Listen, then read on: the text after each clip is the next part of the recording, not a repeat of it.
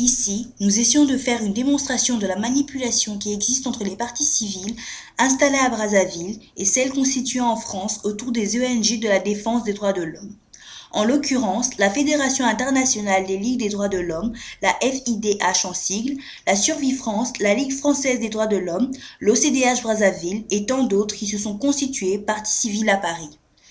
Je vous laisse suivre les explications du colonel Twanga, président de l'association des familles et membre des disparus du Beach, au sujet de la compréhension de l'affaire dite des disparus du Beach.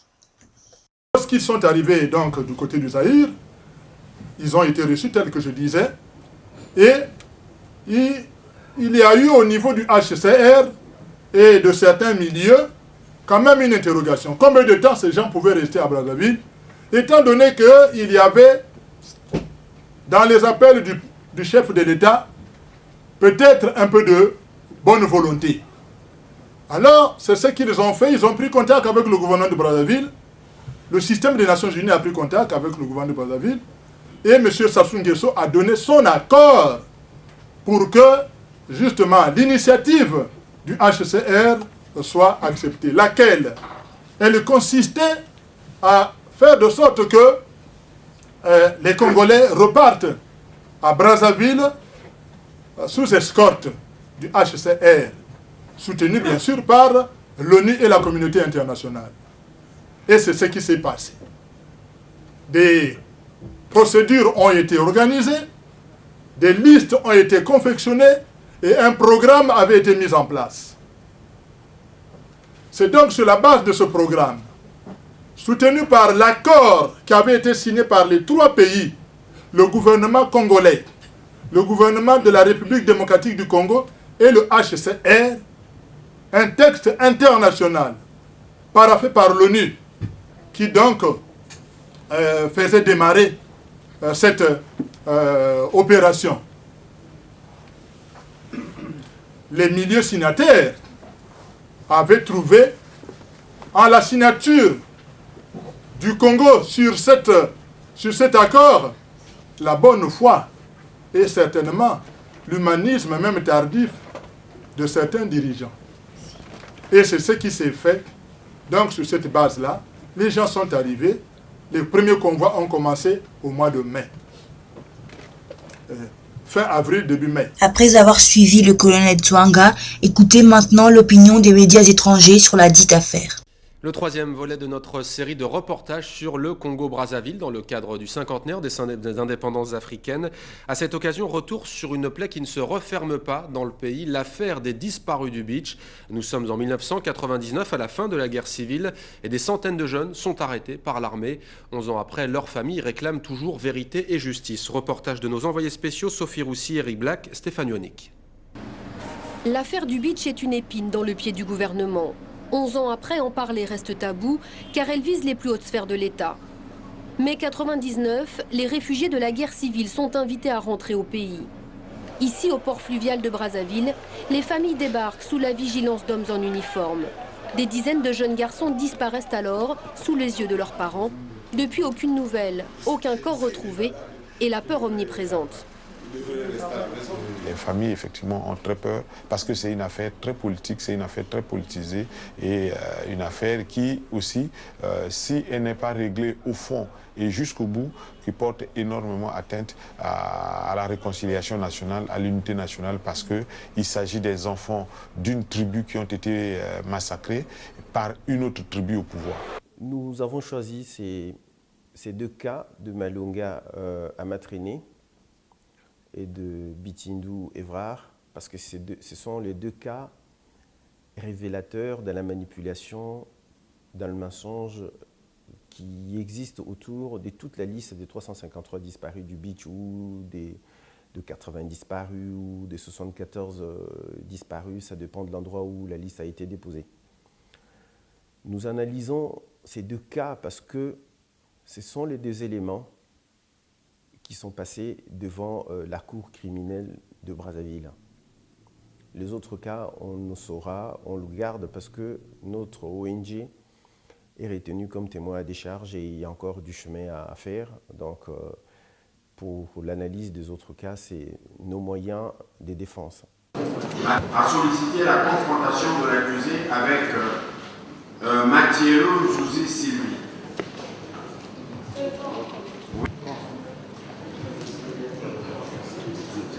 Madame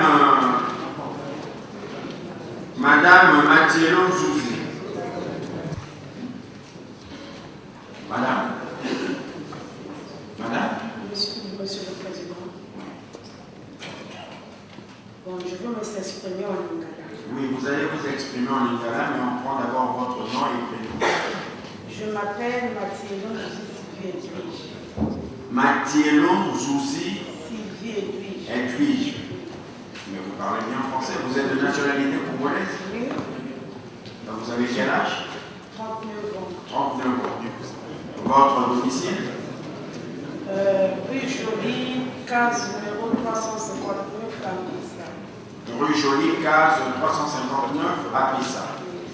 Vous êtes ayant droit d'un disparu? Oui. Lequel? Mamoningwa Amatreni.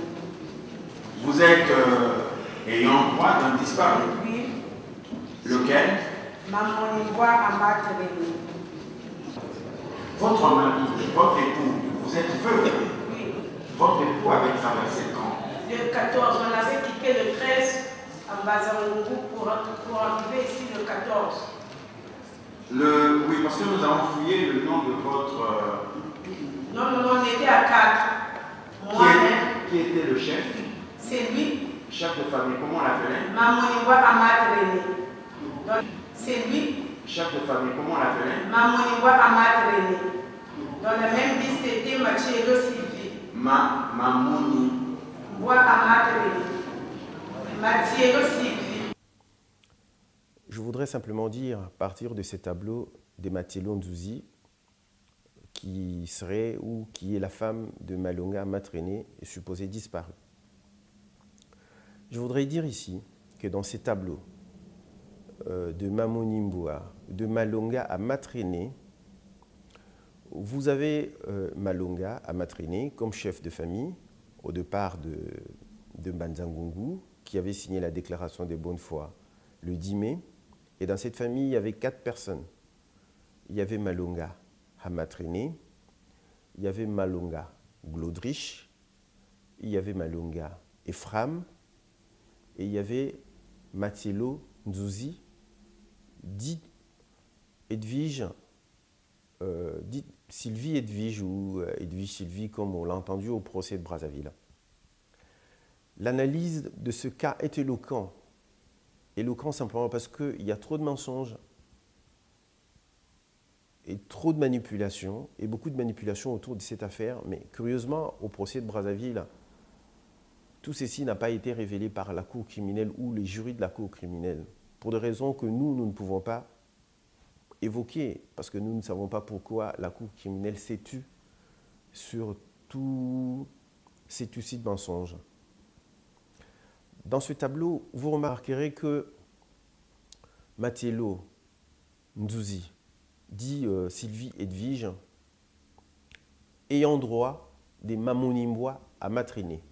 D'abord, nous partons de l'idée que Mamonimbwa à Matrene, c'est un nom fictif ou un nom imaginaire. Imaginaire parce que vous le voyez vous-même dans ce tableau, qu'il y a Malonga à Matrene,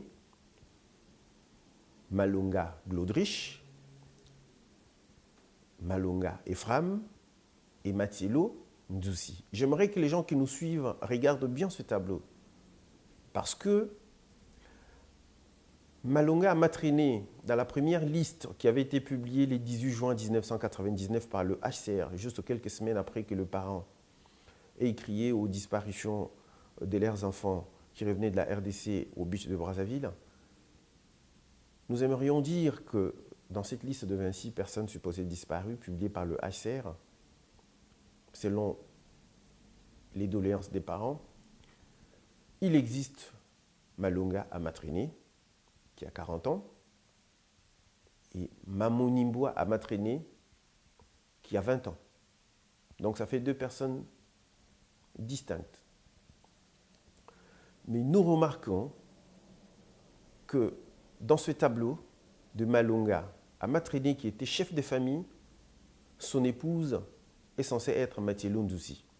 Mais curieusement, au procès de Brazzaville, comme vous êtes en train de le voir, Madame Mathielo Ndouzi refuse de citer le nom de Malonga Amatriné, qui est aussi supposé disparu dans une des listes, ou dans l'ensemble de la liste de 353, puisque dans la liste des 353, il y a les 2 noms. Il y a Malonga Amatriné, il y a Mamonimbwa Amatriné. Madame Mathielo Ndouzi et son avocat Maître Philippe Kouka, au procès de Brazzaville, se refusent catégoriquement et ils font un effort de ne pas citer le nom de Malonga Amatriné. Ils se rabattent sur le nom de Mamonimbwa Amatriné comme Léon, comme la victime ou le mari de Mathielo Ndouzi, parce que Mathielo Ndouzi elle-même dit « j'ai perdu mon mari » qui s'appelait Mamonimbwa Amatriné. Or, dans ces déclarations de bonne foi, signées en RD Congo, le 10 mai 1999, le nom de Mamonimbwa Amatriné n'existe pas, c'est le nom de Malonga Amatriné. Alors, maintenant, à vous qui nous suivez, nous aimerions que vous sachiez, parce que vous qui doutez encore de la qualité du travail qui a été fait par l'ANADEM, ou de notre bonne foi, ou de notre impartialité dans ce travail, en tant qu'ONG des droits de l'homme, parce que nous avons tellement entendu de choses. Bon, pour le cas de Bitindou Evrard, supposé disparu, le fils de Bitindou, Raphaël. Raphaël Bitindou. Oui, également, vous avez perdu. Vous l'avez perdu au beach. Vos noms et prénoms. Bitindou Raphaël. Raphaël Bitindou, vous avez quel âge? 54 ans. 54 ans de nationalité congolaise. Vous également, vous avez traversé avec votre enfant. Enfin, ce jour-là, non. L'enfant m'a précédé, le 5. Moi, j'ai pris le convoi du 8. C'est madame qui a traversé avec l'enfant? Non, non, non. Madame n'était pas avec l'enfant, c'est plutôt moi. Vous pouvez faire votre déposition. De Kinshasa, nous sommes partis de Mbanzangoum. De Mbanzangoum, moi j'ai quitté Mbanzangoum le 7 par le convoi du train. Nous sommes arrivés au bridge de Kinshasa le 8. Nous avons donc traversé le 8. Mais mon enfant avait traversé le 5, c'est-à-dire le 5 mai 99. Vos noms et prénoms? Oula Marie Pierrette. Portez-nous cette précision. C'est-à-dire quand j'étais au courant de la nouvelle qu'Evrard était dans le bateau du 5 mai, nouvelle apportée par une collègue enseignante avec qui j'ai travaillé à Bakongo, plus précisément à l'école Saint-Pierre-Claver, me dira, un jour quand nous sommes croisés, me dira, mais nous sommes croisés, nous sommes embrassés, et elle va me demander donc les nouvelles d'Evrard. Mais comment Evrard? Ah, mais moi aussitôt je lui ai dit, mais raconte d'abord. Mais parce que Evrard, on était dans le même bateau du 5 mai, mais ce que j'avais décrié en lui, il avait voyagé seul. Alors je lui ai dit, mais comment tu pouvais prendre des risques en voyageant seul? Mais oui maman. Mais maman habitant à la Poudrière n'a pas pu, puisque quelques mois après, elle est allée vivre à la Poudrière. Donc, maman n'a pas eu le temps de nous rejoindre donc à Bakongo. Même papa est resté en Bakongo. Ah, mais tu as voyagé donc avec quelle famille? Mais c'est des risques que tu as pris, hein, Evrard. Oh, je suis vraiment fatiguée avec cette vie. Vraiment, je vais pour mes études, pour reprendre à l'université. Je vous recommande, vous tous qui nous suivez, d'observer ces 2 tableaux. Ces 2 tableaux représentent les déclarations de bonne foi signées par les deux familles au départ en Mbanza-Ngungu. Vous remarquerez que Bitindu Évrard est dans un groupe de deux autres Bitindu, dont ils sont à 3 dans le groupe. Ils portent le même nom de famille. Il y a Bitindu Sydney qui a 26 ans. Il y a Bitindu Évrard, le supposé disparu, qui a 22 ans. Il y a Bitindu Franck qui a 23 ans. Donc pour nous, on estime que c'est la même famille. Et puis il y a l'autre famille, curieusement, dans laquelle on retrouve le papa Bitindu Raphaël. Suivez ses déclarations au procès de Brazzaville, il vous dit il est venu le 8 et que son enfant était venu le 5. Ce qui n'est pas vrai au vu de ces déclarations de bonne foi au manifeste d'embarquement au départ de Kinshasa. Le groupe de l'enfant Bitindu a signé la déclaration de bonne foi le 5 mai en Mbanza-Ngungu. Ils sont sous le manifeste du 7 mai. Donc, ils sont censés arriver à Brazzaville le 8. Le papa a signé sa déclaration de bonne foi le 6 mai et il est sous le manifeste du 7, censé arriver le même jour que son fils le 8 à Brazzaville. Mais le papa dit le fils est arrivé le 5, donc 3 jours plus tôt, et lui il est arrivé le 8. Ce qui n'est pas vrai même parce que, au vu de manifeste de papa, selon les déclarations du HCR, tous les groupes de papa se seraient désistés le 8 ou le 7. Donc papa n'est pas venu. Mais le papa dit qu'il est quand même venu le 8. Acceptons qu'il soit arrivé le 8 comme il déclare lui-même. Vous vous rendrez compte que s'il est arrivé le 8, donc, il serait venu le même jour ou il est venu le même jour que son fils. Mais curieusement, son fils n'est pas venu seul, comme le déclare le papa et la maman. Le fils est dans un groupe de 2 autres Bitindu qui sont plus âgés que lui. Mais la maman au procès nous raconte qu'elle aurait appris l'arrivée de son fils par une de ses collègues enseignantes au lycée ou à l'école primaire Saint-Pierre-Claver de Bakongo qui lui dira « Mais écoutez, j'étais avec votre fils Bitindu Évrard dans le bateau et je lui ai posé la question « Mais pourquoi vous êtes venu seul ?» L'enfant qui a 22 ans, quitté Kinshasa-Brazzaville, cette enseignante estimait que l'enfant était aussi jeune pour ne pas venir tout seul. Mais si vous regardez au cours ou pendant le mouvement de ce rapatriement, vous remarquerez qu'il y a même des enfants qui avaient moins de 10 ans qui venaient seuls de Kinshasa-Brazzaville. Soit, acceptons cela.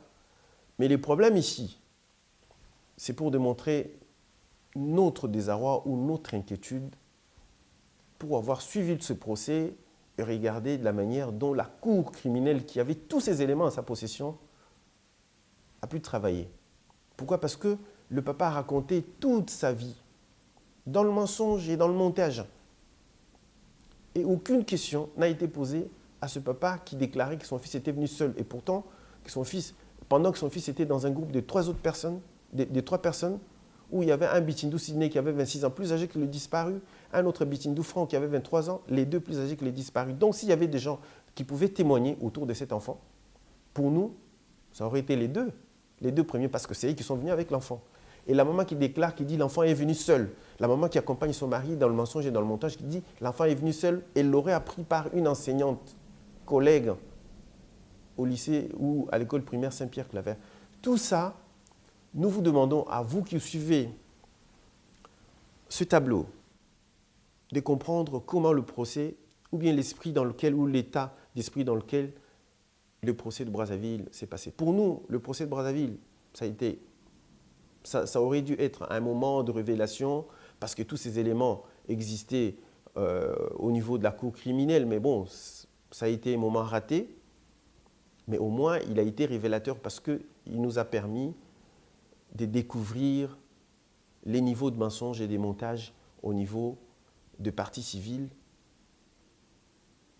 Quelque part, si vous le suivez, vous comprendrez quelque part qu'il y a eu un complot entre les partis civils, les ONG de défense des droits de l'homme à Brazzaville, les associations de réfugiés constituées en RD Congo en grande partie ou en majorité par les opposants au régime de Brazzaville et la Fédération internationale des ligues des droits de l'homme, la Ligue française des droits de l'homme, comme la Survie France, d'autres ONG en France.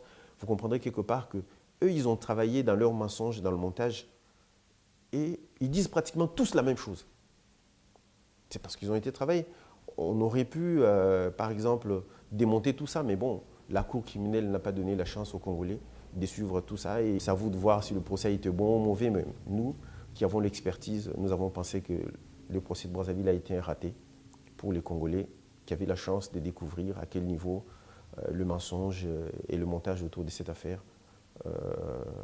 ont été faits par toutes les parties civiles, à Brazzaville comme ailleurs. Je voudrais simplement dire, sans reprendre l'exposé très précis du colonel Touanga, le détail, que les investigations qu'ont pu faire les deux chercheurs du secrétariat international qui sont allés à Brazzaville en 2002 confirment tous ces faits.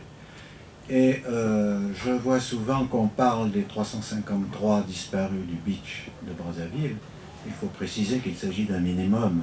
Ce sont les personnes dont les familles ont accepté de témoigner.